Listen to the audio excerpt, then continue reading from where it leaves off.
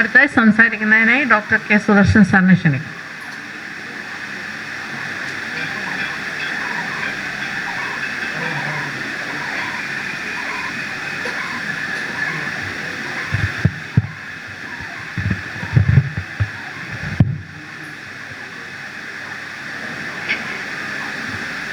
അഭിനന്ദനായ അധ്യക്ഷൻ, വേദിയിലിരിക്കുന്ന വിശിഷ്ട വ്യക്തികളെ, പ്രിയപ്പെട്ടവരെ, വളരെ സന്തോഷത്തോടെയാണ് ഈ സായാഹ്നത്തിൽ ഇവിടെ നിങ്ങളുടെ മുന്നിൽ നിൽക്കുന്നത്. BSSൽ വരുമ്പോഴെല്ലാം ഒരു പുനർജന്മത്തിൻ്റെ പ്രതീതിയാണ്. പുനർജന്മം പല രീതിയിലുണ്ട്. അത് മരിച്ചിട്ട് തന്നെ വേണമെന്നില്ല. ഓരോ കുളിയും പുനർജന്മമാണെന്ന് പറയും. ഇത് ഒരു പുനർജന്മത്തിൻ്റെ സൗഖ്യം തരുന്ന ഒരു സന്ദർഭമാണ്. തമ്പാ സാർ ഓണക്കുറിച്ച് അതാ പറഞ്ഞ് ഇന്നലെയാണ് കിട്ടിയെന്ന് ഓണക്കുറിച്ച് സാറാണ്. ഈ പുസ്തകം ഇന്നലെയാണ് കിട്ടിയതെന്ന് ഓണക്കുറിച്ച് സാർ പറഞ്ഞു. എനിക്കിപ്പോഴാണ് കിട്ടിയത്. പക്ഷേ PDF എന്ന് പറഞ്ഞൊരു സംഭവമുണ്ട് ഇപ്പോൾ. അത് ഇന്നലെ കിട്ടി. എന്തായാലും ഞാൻ ഇപ്പോഴാണ് അതിലൂടെ കടന്നുപോയത്.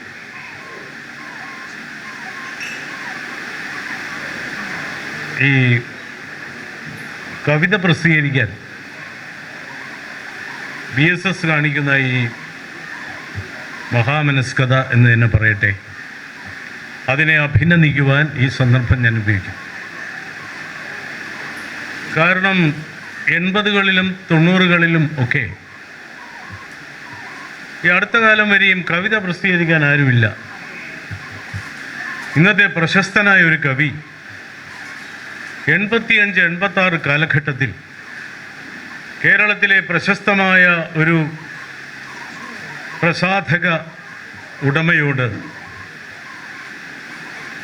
തൻ്റെ കവിത ആ വിഖ്യാതമായ പ്രസാധക ശൃംഖലയിലൂടെ പുറത്തിറങ്ങണമെന്ന അമിതമായ അതിമോഹം കൊണ്ട് നേരിൽ കണ്ട് ആവശ്യപ്പെട്ടപ്പോൾ അദ്ദേഹം ഇവിടെ പറഞ്ഞതുപോലെ ഇല്ല എന്ന് പറഞ്ഞു. ഇദ്ദേഹത്തിൻ്റെ അതിമോഹമെന്ന് ഞാൻ പറഞ്ഞുവല്ലോ. ഇദ്ദേഹത്തിൻ്റെ അതിമോഹം കൊണ്ട് അദ്ദേഹം പറഞ്ഞു, പുസ്തകം ഞാൻ അച്ചടിച്ചു തരാം സാർ, അതിൻ്റെ ചെലവ് ഞാൻ വഹിക്കാം സാർ. അദ്ദേഹം അടുത്ത് പറഞ്ഞ വാചകമാണ്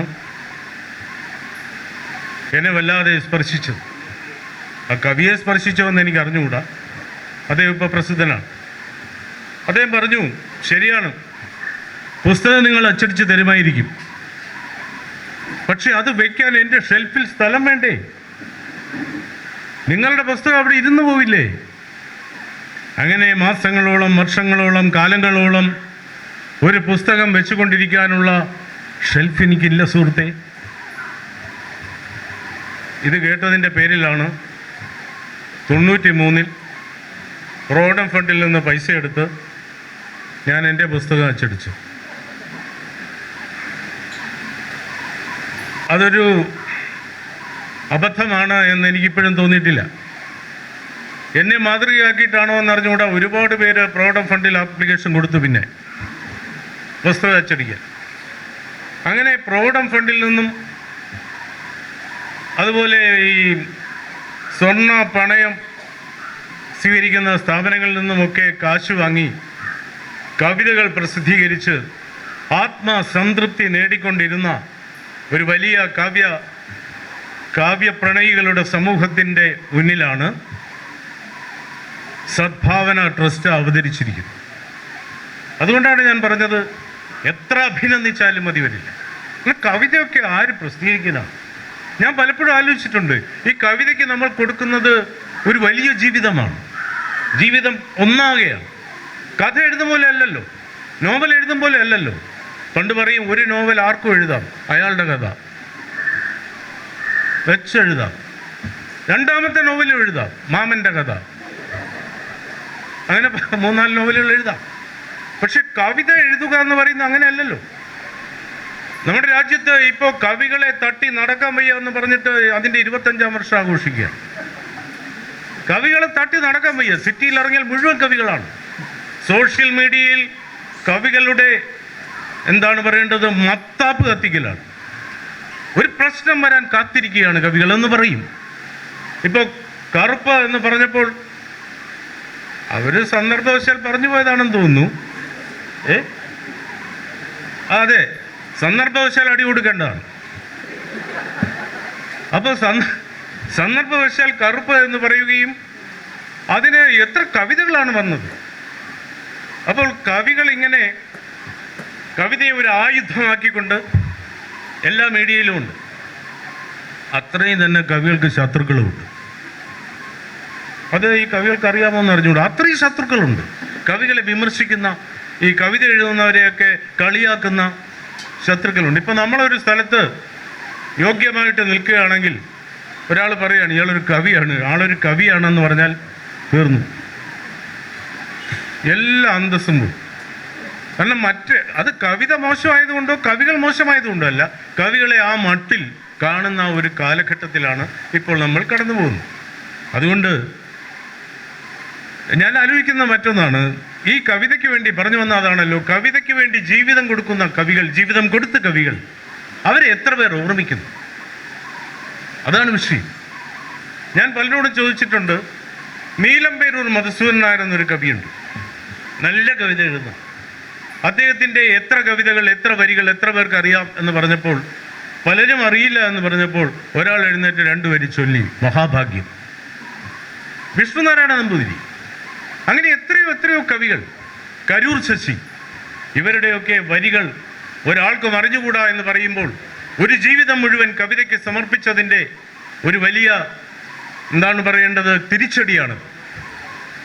പക്ഷേ നോവൽ എഴുതിയാൽ അങ്ങനെയല്ല, കഥ എഴുതിയാൽ അങ്ങനെയല്ല. കഥ മനസ്സിൽ നിൽക്കും, ആ നോവലിലെ കഥാപാത്രം മനസ്സിൽ നിൽക്കും. ഇപ്പോൾ മരണം രംഗബോധമില്ലാത്ത കോമാളിയാണ് എന്ന് എവിടെയെല്ലാമാണ് പറയുന്നത്.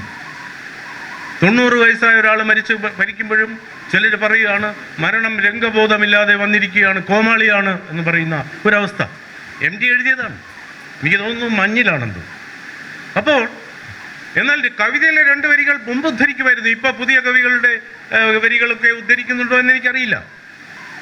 അവസാനം ഉദ്ധരിച്ചു കേട്ടത് ആത്മഹത്യയ്ക്കും കൊലയ്ക്കും ഇടയ്ക്കൂടെ ഒരു ആർത്തനാദം പോലെ പായുന്നു ജീവിതം എന്ന് പറഞ്ഞത് ഒരുപാട് പേര് ഉദ്ധരിച്ചു. അപ്പോൾ ആ കാലഘട്ടത്തിൽ കവിത എഴുതുന്നവരെ കൈ അയച്ച് പ്രോത്സാഹിപ്പിക്കുന്ന സദ്ഭാവന ട്രസ്റ്റിനെ മറ്റൊന്നും കൊണ്ടല്ല, ആത്മാർത്ഥത കൊണ്ട് ഞാൻ അഭിനന്ദിക്കുകയാണ്. കവിതകൾ പിന്നീടും ഒരുപാട് എഴുതിയെങ്കിലും പ്രോഡം ഫണ്ടിൻ്റെ പ്രശ്നമുള്ളത് കൊണ്ട് ഞാൻ പിന്നെ പ്രസിദ്ധീകരിച്ചില്ല. സദ്ഭാവന ട്രസ്റ്റ് പ്രസിദ്ധീകരിക്കുമായിരിക്കും. എന്നോടല്ലാതെ 2-3 കൃതികൾ ചോദിച്ചിട്ടുണ്ട്, ഞാൻ ഉടനെ കൊടുക്കും. അതുപോലെ തന്നെയാണ് ഈ അവതാരികയുടെ കാര്യം.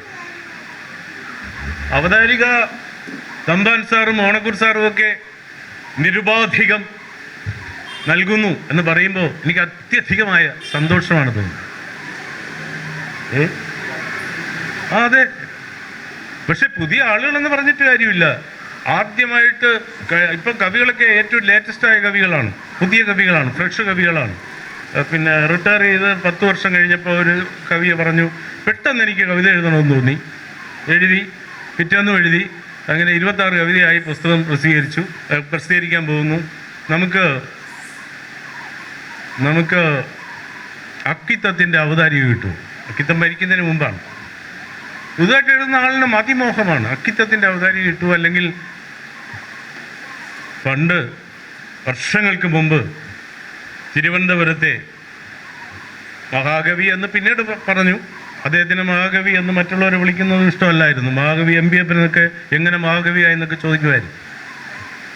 ആ പ്രമുഖനായ കവിയുടെ വീട്ടുപടിക്കൽ പാവപ്പെട്ട ഒരു എഴുത്തുകാരൻ കുറേ കവിതകൾ ഒരു സഞ്ചിയിലാക്കി ചെന്ന് ബെല്ലടിച്ചു. കുറേ ബെല്ലടിച്ചപ്പോൾ അദ്ദേഹം ജാലകത്തിൻ്റെ ഒരു പാളി തുറന്ന്, അന്നൊക്കെ ഈ അരക്കർട്ടനാണ്, അരക്കർട്ടൻ, ഇന്നാണ് ഫുൾ കർട്ടൻ. ഇന്നത്തെ ഒരു വീട്ടിൽ ചെന്നപ്പോൾ ഗ്രൗണ്ട് വരെ കർട്ടൻ ഇട്ടേക്കും, ചിലരുടെ മുടി പോലെ. ഈ ഗ്രൗണ്ടിലും കൂടെ കർട്ടൻ ഇട്ടിരിക്കുന്നത് എന്തിനാണെന്ന് മനസ്സിലാവുന്നില്ല. അപ്പോൾ അറിഞ്ഞ ഡിസൈനർ കൊണ്ടുവന്നാണ്. പണ്ട് അരക്കർട്ടനാണ്, കാരണം ഇതുപോലെയൊക്കെ വരുന്നവന്മാർ ആരാണെന്ന് നോക്കാൻ വേണ്ടി അരക്കർട്ടൻ. ഈ അരക്കർട്ടനിലൂടെ അദ്ദേഹം വന്ന് നോക്കിയപ്പോൾ ഒരു ഏഭ്യം വന്ന് നിൽക്കുന്നു, ഒരു സഞ്ചിയൊക്കെ ഉണ്ട്, ലക്ഷണം വെച്ച് കവിയാകാനാണ് ചാൻസ്. അപ്പോൾ ഇയാൾ വീണ്ടും അതൊന്നും കാണുന്നില്ല, ബെല്ലടിച്ചുകൊണ്ടേ ഇരിക്കുകയാണ്. മര്യാദയില്ലാത്ത ആളാണ്, കവിയാണെന്ന് പറഞ്ഞിട്ട് കാര്യമില്ല. അദ്ദേഹം വന്ന് അദ്ദേഹത്തിൻ്റെ ജനലും അര ജനലാണ്. പണ്ട് അര ജനലുണ്ട്. സാധാരണ അടുക്കളയിലൊക്കെയാണ് ഈ അര ജനൽ ഇടുന്നത്, കാക്കയെ ഓട്ടിക്കാനും സ്ത്രീകൾക്ക് സൗകര്യമായിട്ട് നിൽക്കാനും ഒക്കെ ആയിട്ട്. ഇദ്ദേഹം ഈ കവികളെ ഉദ്ദേശിച്ചായിരിക്കും അര ജനൽ തുറന്ന് എന്താണെന്ന് ചോദിച്ചു. അപ്പോൾ ഇദ്ദേഹം താണു വീണ് തൊഴുത് അദ്ദേഹത്തിൻ്റെ കാല് കിട്ടാത്തതുകൊണ്ട്, അര ജനലായതുകൊണ്ട് കാല് കിട്ടുന്നില്ല, സാഷ്ടാംഗം വീഴാൻ നിവൃത്തിയില്ല. പുള്ളി ചാടി അകത്ത് കയറുന്ന അവസ്ഥയായി. അദ്ദേഹം ചോദിച്ചു, എന്താ എന്താ എന്താ 3 പ്രാവശ്യം എന്താ എന്ന് ചോദിക്കുന്ന ഒരാളാണ്. എന്താ എന്താ എന്താ കവി പറഞ്ഞു, സാർ എൻ്റെ കവിതകൾ കൊണ്ടുവന്നൊരു അവതാരിക എഴുതി തരണം. ഇത്രേ പറഞ്ഞോളൂ. തനിക്ക് എങ്ങനെ ധൈര്യം വന്നത്? തൻ്റെ ഈ പീറ കവിതകൾക്ക് ഞാൻ തന്നെ അവതാരിക എഴുതണമെന്ന് ഇവിടെ വന്ന് ചോദിക്കാൻ തനിക്ക് എങ്ങനെ ധൈര്യം വന്നടോ എന്ന് ചോദിക്കുകയും, മറ്റേ മനുഷ്യൻ എങ്ങനെ പോയെന്ന് അറിഞ്ഞുകൂടാ. മാസങ്ങളോളം അദ്ദേഹം ലീവായിരുന്നു എന്നാണ് കേട്ടത്. അതിനുശേഷം അദ്ദേഹം മറ്റൊരു വൈജ്ഞാനിക സാഹിത്യകാരനെ പോയി കണ്ടു. അദ്ദേഹം പക്ഷേ ഫുൾ ഡോറായിരുന്നു, കർട്ടനും ഇല്ലായിരുന്നു. അദ്ദേഹം തുറന്നു, വരൂ വരൂ വരൂ. അദ്ദേഹം 3 പ്രാവശ്യം വരൂ എന്ന് പറയുന്ന ആളാണ്. വരൂ വരൂ വരൂ, ഇരിക്കൂ, എന്താണ് കാര്യം? അദ്ദേഹം പറഞ്ഞു, സാർ എൻ്റെ പറയാമോ എന്ന് അറിഞ്ഞുകൂടാ. എന്തു പറ്റി? ഞാൻ കൊണ്ടുവന്നു സാർ. എന്ത് കൊണ്ടുവന്നു? പറയാമോ എന്ന് അറിഞ്ഞുകൂടാ. എന്താണ്? കവിത കൊണ്ടുവന്നു സാർ. എവിടെ? തരൂ തരൂ തരൂ തരൂ എന്ന് പറഞ്ഞ് അദ്ദേഹം അത് വാങ്ങിച്ച്, ഞാൻ എന്ത് വേണം? സാർ എനിക്കൊരു അവതാരിക എഴുതി തന്നാൽ പറയാമോ എന്ന് അറിഞ്ഞുകൂടാ. പിന്നെന്താ, എഴുതി തരാം സാർ, സമയം ഇഷ്ടം പോലെ എടുത്തോളൂ. ഇല്ല, നിങ്ങൾ ഞായറാഴ്ച വരൂ. ഞായറാഴ്ച വരികയും അദ്ദേഹം ദീർഘമായ ഒരു അവതാരിക എഴുതി കൊടുക്കുകയും ചെയ്യും. ഇദ്ദേഹം ഇത് പുറത്തറിഞ്ഞത് എങ്ങനെയെന്ന് ചോദിച്ചാൽ, ഇതിൻ്റെ പ്രകാശനത്തിന് ഞാനും പങ്കെടുത്തു. അപ്പോൾ ഇദ്ദേഹം അത് സ്വാഗതം പറഞ്ഞ കൂട്ടത്തിൽ പറഞ്ഞു, അങ്ങനെ എന്നെ സ്വീകരിച്ച് എനിക്ക് അവതാരിക കൃത്യമായി എഴുതി തന്ന അദ്ദേഹമാണ് ഇതിവിടെ പ്രകാശനം ചെയ്യുന്നത്. അദ്ദേഹം തന്നെ പ്രകാശനം ചെയ്യണമെന്ന് എനിക്ക് നിർബന്ധമായിരുന്നു. അതും അദ്ദേഹം സമ്മതിച്ചു. അദ്ദേഹത്തിൻ്റെ വിശാല മനസ്സിന് മുന്നിൽ ഞാൻ അദ്ദേഹത്തിൻ്റെ പാതാരവിന്ദങ്ങളിൽ വീഴുകയാണ് എന്ന് പറഞ്ഞ്, പലരും വീഴുകയാണെന്ന് വാക്കാൽ പറയുള്ളൂ, നേരെ വീണു അദ്ദേഹം. പിന്നെ എഴുന്നേറ്റാണ് ബാക്കി പറഞ്ഞത്. അപ്പം അങ്ങനെയും അവതാരിക എഴുതി കൊടുക്കുന്നവരുണ്ടായിരുന്നു. അവരെയെല്ലാം ഞാൻ ഒരു നിമിഷം ഈ 2 പേരുടെയും പേര് പറഞ്ഞപ്പോൾ ഓർത്തുപോയി. അപ്പോൾ ഇവിടെ ഞാൻ ദീർഘിപ്പിക്കുന്നില്ല. ശ്രീ KB വസന്തകുമാറിൻ്റെ പുസ്തകം എനിക്ക് ഏതാനും നിമിഷങ്ങൾക്ക് മുമ്പിലാണ് കിട്ടിയതെങ്കിലും ആ പുസ്തകം കുട്ടികൾക്ക് വേണ്ടി രചിക്കപ്പെട്ട പുസ്തകം തന്നെയാണ്. അതിലെ ആനക്കൊമ്പൻ എന്ന കവിത എന്നെ വല്ലാതെ ആകർഷിച്ചു. ആനക്കൊമ്പൻ ആനക്കൊമ്പൻ നടന്നപ്പോൾ ചിരി പൊട്ടി, ആനക്കൊമ്പനെ കളഞ്ഞപ്പോൾ ഹൃദയം പൊട്ടി. ആനക്കൊമ്പൻ്റെ വീട്ടിൽ അനാഥത്വം തളം കിട്ടി. ഈ ക്രൂരത ചെയ്തവർക്ക് എന്ത് കിട്ടി? എത്ര നല്ല കവിതയാണ്! സമൂഹ മനസാക്ഷിയോടുള്ള ഏറ്റവും വലിയ, അവരുടെ മനസാക്ഷിയിലേക്ക് ആഴ്ന്നിറങ്ങുന്ന തരത്തിലുള്ള ഒരു വിമർശനം. എന്നാൽ കുട്ടികളുടെ മനസ്സിലേക്ക് അത് പകർന്നു കൊടുക്കുകയാണ്. ആനക്കൊമ്പനെ ഒരു കളിപ്പാട്ടം പോലെ, ആനക്കൊമ്പനെ ഒരു ഇഷ്ടഭാജനത്തെ എന്ന പോലെ അവതരിപ്പിക്കുകയാണ്. അതുപോലെ തൈമാവ് എന്ന് പറയില്ല. തൈമാവ് എന്ന കവിതയിൽ മാവൊരു സുരസുന്ദരി പോലെ എന്നാണ് പറയുന്നത്. മാവൊരു സൗന്ദര്യമുള്ള വൃക്ഷമാണ് കേട്ടോ, മാവ്. പ്ലാവ് അങ്ങനെയാണ്. പ്ലാവ് പിന്നെ ആള് സ്വയംഭനല്ല, കറയൊക്കെ ഉണ്ട്, ആളത്ര ക്ലിയർ അല്ല. പക്ഷേ മാവ് അങ്ങനെയല്ല. പല വീടുകളുടെയും മുമ്പിൽ മാവിങ്ങനെ പൂത്തുലഞ്ഞ് മണം വീശി കാറ്റിലാടി കളിക്കുന്നു, നാട്ടുമാവിൻ ചില്ലകളാ വീട്ടിനുമീതെ എന്ന് പറയില്ലേ? ആ നാട്ടുമാവിൻ്റെ ചില്ലകളെ തേടി ഇങ്ങനെ പൂത്തുമ്പികൾ വരികയും ഒക്കെ ചെയ്യുന്ന മനോഹരമായ ഒരു പ്രകൃതി ദൃശ്യത്തിൻ്റെ ആവിഷ്കാരമാണ് മാവ്. ആ തൈമാവിനെക്കുറിച്ച്, അതെ, ആ തൈമാവിനെക്കുറിച്ച് മനോഹരമായൊരു കവിത. മാവും മാമ്പഴവും ഒരുപോലെയാണ്, ഒരുപോലെ മധുരമുള്ളതാണ് എന്ന് അവസാനിപ്പിക്കുന്ന കവിത. ആ വിധത്തിൽ കുട്ടികളുടെ മനസ്സിലേക്ക് പുതിയ പുതിയ ചിന്തകളെയും ചിന്തകളുടെ വിത്തുകളെയും നന്മയെയും സൗഖ്യത്തെയും നമ്മുടെ പ്രകൃതിയുടെ എല്ലാ വർണ്ണങ്ങളെയും ചാലിച്ചു കൊടുക്കുന്ന ഒരു കവിത.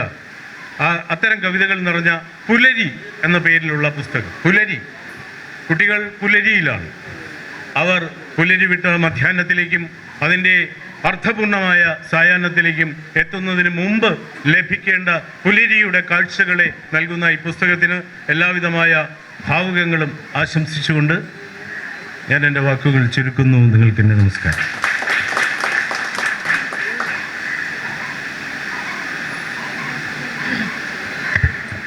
പരിപാടി പ്രസംഗത്തിനായി ഗ്രന്ഥകാരൻ ശ്രീ KB വസന്തകുമാർ സാറിനെ ക്ഷണിക്കും.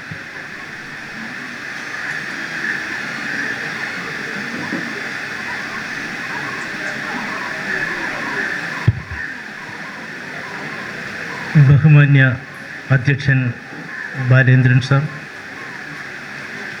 ഗുരുസ്ഥാനീയനായ തമ്പാൻ സാർ, ഒരു മനോഹരമായ കാവ്യം പോലെ ചെറുതെങ്കിലും സുന്ദരമായൊരു പ്രഭാഷണം ചെയ്ത സുദർശൻ സാർ, ഈ കവിതയെ ഒരു വലിയ തലത്തിൽ വ്യാഖ്യാനിച്ച് എൻ്റെ ഹൃദയത്തിൽ ഒരു ചരിത്രരചന നടക്കുകയാണെങ്കിൽ അതിലൊരിടം നേടിയ അഭിവന്ദ്യനായ ജോർജ് ഓണക്കൂർ സാർ, സദ്ഭാവനയിലെ ഊർജ്ജസ്വലയായ പബ്ലിഷിംഗ് ഓഫീസർ സിന്ധു, ഈ പുസ്തകത്തെ ഇങ്ങനെ അണിയിച്ചൊരുക്കിയ കാര്യത്തിൽ നല്ല പങ്കുവഹിച്ച ബിയോണ്ട് ശ്രീകുമാർ, ഇവരൊക്കെ എൻ്റെ മനസ്സിൽ പാകിയത് ഈ സദ്ഭാവനയിലെ ഈ മരം ഉൾപ്പെടെ ഈ സദസ്സിലിരിക്കുന്ന സഹൃദയരായ നിങ്ങൾ ഓരോരുത്തരും ഉൾപ്പെടെ എൻ്റെ മനസ്സിൽ പാകുന്നത് സംതൃപ്തിയുടെ, സന്തോഷത്തിൻ്റെ നൂലിഴകൾ തന്നെയാണ്. ഞാനും തമ്പാൻ സാറും ഒക്കെ വളർന്നത് അഷ്ടമുടിക്കായലിൻ്റെ പാട്ട് കേട്ടാണ്. ഗ്രാമീണ ഭംഗിതൻ പൂവണി പച്ചില പോർമുല കച്ചയിലെങ്ങാൻ വൃശ്ചികക്കാറ്റൊന്ന് കൈവയ്ക്കാൻ നോക്കിയാൽ പ്രക്ഷുബ്ധമായിടും കായൽ. ആ കായലോളങ്ങളുടെ സംഗീതം കേട്ട് വളർന്നവരാണ് ഞങ്ങളൊക്കെ. എൻ്റെ മനസ്സിലൊക്കെ എന്നീ ഒരു വലിയ നേതൃസ്ഥാനത്ത് നിന്നുകൊണ്ട് കൊല്ലം ശ്രീനാരായണ കോളേജിനെ പുതിയൊരു ദിശയിലേക്ക് നയിച്ച നേതാവായ തമ്പാൻ സാറിൻ്റെ സാന്നിധ്യം എന്നെ ഈ തരത്തിൽ കൊണ്ടെത്തിക്കുവാൻ ഒരു കാരണമായിട്ടുണ്ട്. ഇതുപോലെ ഒരു പുസ്തക പ്രകാശനവുമായി ബന്ധപ്പെട്ട് നമ്മുടെ സദ്ഭാവന ട്രസ്റ്റിൻ്റെ ചെയർമാൻ ബാലേന്ദ്രൻ സാറിൻ്റെ ഒരു പ്രഭാഷണം ഹൃദയം നിറയെ ഏറ്റുവാങ്ങി അദ്ദേഹം ആ വേദിയിൽ ഏൽപ്പിച്ച ഒരു ദൗത്യം ഏറ്റെടുത്ത് അതിൻ്റെ ഏതാണ്ട് ഒരു പൂർത്തീകരണത്തിലേക്ക് എത്തി നിൽക്കുന്ന ഒരു സംഭവം ഇതിനിടയിലുണ്ട്. ജവഹർലാൽ നെഹ്റുവിൻ്റെ വിലയേറിയ സൂക്തങ്ങൾ ചെറിയ പുസ്തകങ്ങളിലാക്കി പ്രസിദ്ധീകരിക്കുന്നതിനുള്ള ഒരു ചുമതല ബാലേന്ദ്രൻ സാർ എന്നെ ഏൽപ്പിച്ചു. അതേതാണ്ട് പൂർത്തീകരിച്ചു കൊണ്ടിരിക്കുന്നു. ഇപ്പോഴെനിക്ക് ഏറ്റവും ഇഷ്ടപ്പെട്ട മറ്റൊരു ചുമതലയാണ് ഇവിടെ അധ്യക്ഷ പ്രസംഗം നടത്തുന്നതിന് മുൻപ് എന്നോട് ബാലേന്ദ്രൻ സാർ ആവശ്യപ്പെട്ടു. ഇവിടെ പരസ്യമായി അദ്ദേഹം പറഞ്ഞു, തമ്പാൻ സാറിൻ്റെയും ജോർജ് ഓണക്കൂർ സാറിൻ്റെയും ജീവചരിത്രം രചിക്കണം എന്നുള്ള ഒരു കാര്യമാണ് സാർ പറഞ്ഞത്. സാർ ഏൽപ്പിക്കുന്ന കാര്യങ്ങളിലെ ഉൾക്കാമ്പ് എത്രയേറെയുണ്ടെന്ന് ഹൃദയം കൊണ്ടറിയുന്ന ഒരാളാണ് ഞാൻ. നിങ്ങളുടെ മുന്നിൽ വെച്ച്, സഹൃദയരായ നിങ്ങളുടെ മുന്നിൽ വെച്ച്, ഈ വിശിഷ്ടാതിഥികളുടെ മുന്നിൽ വെച്ച് ബാലചന്ദ്രൻ സാർ ഏൽപ്പിച്ച ആ ദൗത്യം ഞാൻ ശിരസ ഏറ്റെടുക്കുകയാണ്. ഇവർ രണ്ടുപേരുടെയും സമയം ഏറെ തിരക്കുള്ള ആളുകളാണ് രണ്ടുപേരും. തമ്പാൻ സാറിനെ പലപ്പോഴും ഒരു മാസത്തിൽ 2 ദിവസമെങ്കിലും 5 മിനിറ്റ് സംസാരിക്കുവാൻ കിട്ടണമെങ്കിൽ ബുദ്ധിമുട്ടുള്ള തിരക്കുള്ള ആളാണ്. സാറുമായി ചില കാര്യങ്ങളിൽ ഞാൻ സഹകരിച്ച് പോകുന്നുണ്ട്. നേരിട്ട് എനിക്ക് അനുഭവമുള്ളതാണ്. ഇവരുടെ സമയം കിട്ടുന്നതനുസരിച്ച് കഴിയുന്നതും ഈ 2 രചനകളും 2 വർഷത്തിനുള്ളിൽ സദ്ഭാവനയിൽ അതിൻ്റെ മാറ്റർ ഞാൻ സമർപ്പിക്കുവാൻ ശ്രമിക്കുമെന്ന് ഉറപ്പ് നൽകുകയാണ്. പിന്നെ എൻ്റെ ഈ കവിതയെക്കുറിച്ച് എത്രയോ നല്ല വാക്കുകൾ ഈ മഹത് വ്യക്തികളുടെ കയ്യിൽ നിന്നും നമുക്ക് കേൾക്കുവാനിടയായി. സുദർശൻ സാറിൻ്റെ സംസാരം ഞാൻ ആദ്യം തന്നെ പറഞ്ഞൊരു കവിതയ്ക്ക് സമമാണ്. അരിക്കൊമ്പൻ നടന്നപ്പോൾ അവിടെല്ലാം ചിരി പൊട്ടി, അവനെ നാം കളഞ്ഞപ്പോൾ ഹൃദയം പൊട്ടി. ആ ഒരു ചെറിയ വ്യത്യാസം മാത്രമേ സാറാ കവിത അവതരിപ്പിച്ചോൾ വന്നുള്ളൂ. അരിക്കൊമ്പൻ എന്നൊരു കഥാപാത്രം നമ്മുടെ മനസ്സിലൊരു വേദനയായിട്ട് ഇപ്പോഴും നിൽക്കുന്നുണ്ടല്ലോ. അറിയില്ലേ, നമ്മുടെ കാട്ടിൽ നിന്നും പിടിച്ച് കെട്ടി തമിഴ്നാട്ടിൽ എവിടെയോ കൊണ്ട് കളഞ്ഞ് അവൻ്റെ കുടുംബത്തെ തേടി അലഞ്ഞ് നമ്മുടെ നാട്ടിലേക്ക് തിരിച്ചെത്തിക്കൊണ്ടിരിക്കുന്ന അരിക്കൊമ്പൻ. അത് ഹൃദയത്തിലൊരു വേദനയായി. ഈ കുഞ്ഞുങ്ങളൊക്കെ ഇത്തരം മൃഗങ്ങളെയും അവരുടെ ഹൃദയത്തെയും ഒക്കെ കാണണമെന്നുള്ള ആഗ്രഹത്തോടു കൂടി തന്നെ എഴുതിയ ഒരു കവിതയാണത്. അരിക്കൊമ്പൻ നടന്നപ്പോൾ അവിടൊക്കെ ചിരി പൊട്ടി, അവനെ നാം കളഞ്ഞപ്പോൾ ഹൃദയം പൊട്ടി. അങ്ങനെയുള്ള കവിതകൾ കുഞ്ഞുങ്ങൾക്ക് അവരുടെ മനസ്സിൽ സ്നേഹത്തിൻ്റെ വിത്ത് പാകണം എന്ന ആഗ്രഹത്തോടു കൂടി ഞാൻ രചിച്ചതാണ്. സാർ എടുത്തു പറഞ്ഞ മാവിൻ്റെ കഥയും ഏതാണ്ട് അതുപോലെ തന്നെയാണ്.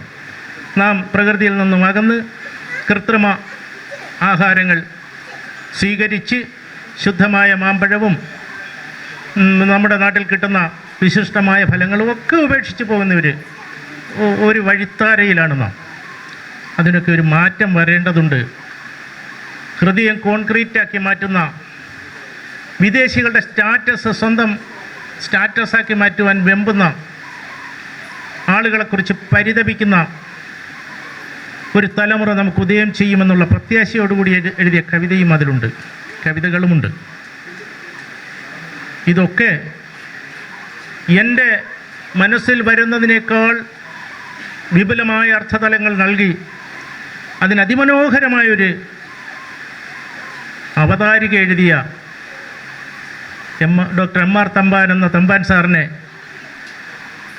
ഈ ഗ്രന്ഥം ഇതെന്തെങ്കിലും ആരാലും ശ്രദ്ധിക്കപ്പെടുന്ന ഒരവസ്ഥ വരികയാണെങ്കിൽ അതിൻ്റെ മുഴുവൻ ക്രെഡിറ്റും അദ്ദേഹത്തിനാണെന്നുള്ള കാര്യവും ഞാൻ നിങ്ങളോടിവിടെ സൂചിപ്പിക്കുകയാണ്. ഈ സന്ധ്യാവേളയിലും ഇവിടെ എത്തി ശ്രീമതി സിന്ധുവിനെ പോലെയുള്ള നമ്മുടെ ഈ പബ്ലിഷിംഗ് വിഭാഗത്തിലുള്ള ആളുകൾ ഒരുപാട് കഷ്ടപ്പെട്ടിട്ടുണ്ട്. ഇത് ഈ നിലയിൽ വളരെ ചെറിയ സമയക്രമം പാലിച്ച് പ്രിൻ്റ് ചെയ്യിച്ച് അതിവിടെ ഇങ്ങനെ എത്തിച്ച് പ്രകാശിപ്പിക്കുന്നതിന് ഒരുപാട് കഷ്ടപ്പെട്ടിട്ടുണ്ട്. അങ്ങനെ ആ കാര്യത്തിൽ സിന്ധുവിനോട് പ്രത്യേകിച്ചും ഒക്കെ എനിക്ക് നന്ദിയുണ്ട്. ഈ സന്ധിയിലും ഇവിടെ എത്തി ഞങ്ങളെയൊക്കെ ശ്രവിച്ചതിന്, എൻ്റെ ഈ കൃതിയെക്കുറിച്ച് കേൾക്കുവാൻ തയ്യാറായതിന് പ്രിയമുള്ള നിങ്ങൾക്ക് ഓരോരുത്തർക്കും എൻ്റെ ഹൃദയത്തിൻ്റെ ഭാഷയിൽ ഞാൻ നന്ദി രേഖപ്പെടുത്തുകയാണ്. ഏവർക്കും നന്ദി. ജയ് ഹിന്ദ്. ചടങ്ങിന് നന്ദി പറയുന്നതിനായി ശ്രീമതി സിന്ധു സുരേഷിനെ ക്ഷണിക്കും.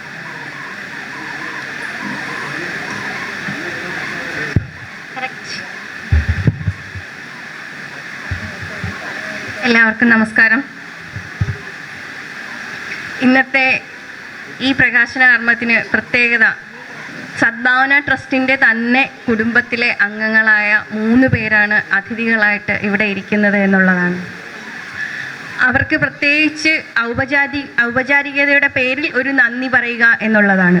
അത്രമാത്രമാണ് എന്നിലുള്ള ഒരു കർത്തവ്യം. കാരണം ഓരോ സമയവും എല്ലാ കാര്യങ്ങളിലും അത് ഓണക്കൂർ സാറായാലും സുദർശൻ സാറായാലും തമ്പാൻ സാറായാലും എല്ലാത്തിനും ഒരു ബാക്ക് സപ്പോർട്ട് എന്ന് പറയുന്നത് വളരെ വലുതാണ്.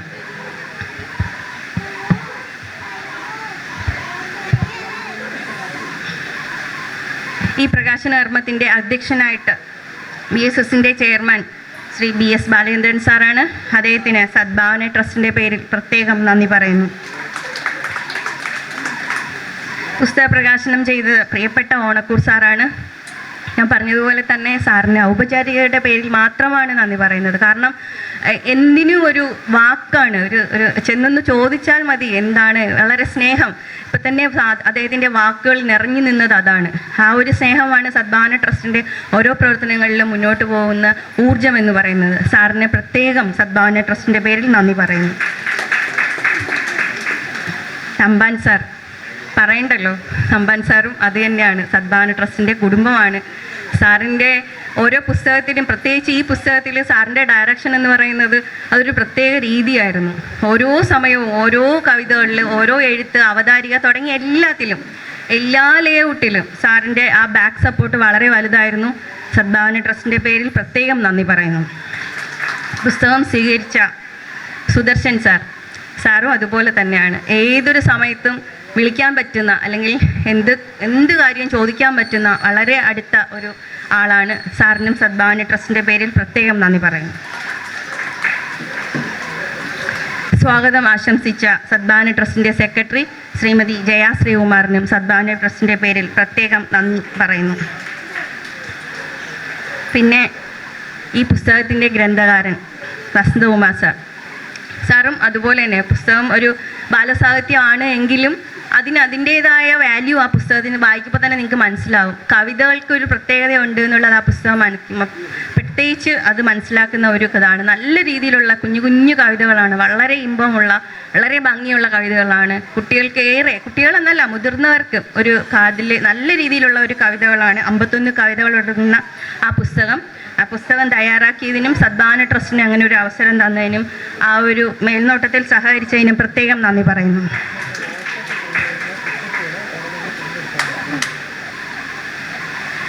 പിന്നെ ഇവിടെ കൂടിയിരിക്കുന്ന ഓരോരുത്തരെയും പ്രത്യേകം നന്ദി പറഞ്ഞുകൊണ്ട് നിർത്തുന്നു. നന്ദി, നമസ്കാരം. जनगणमन अधिनायक जय हे भारत भाग्य विधाता पंजाब सिंध गुजरात मराठा द्राविड उत्कल बंगा विंध्य हिमाचल यमुना गंगा उज्जल जलधि तरंगा तब शुभ नामे जागे तब शुभ आशीष मांगे गाहे तब जय गाथा जनगण मंगलदायक जय हे भारत भाग्य विधाता जय हे जय हे जय हे जय जय जय जय